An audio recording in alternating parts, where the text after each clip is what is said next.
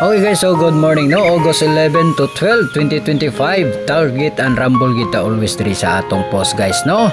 So basin di ay grasyahan na punta karon ha. Alright, so big congratulations sa 9 PM na to nga 878 ang resulta versus 878 rumble ra kita.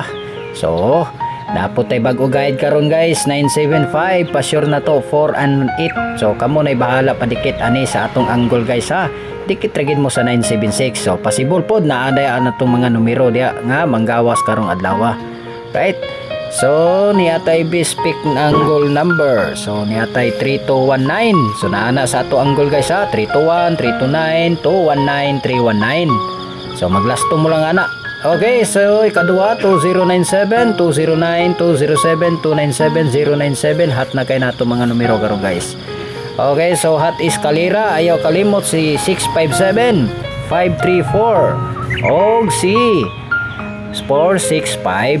So always kimo target ang rumble ha.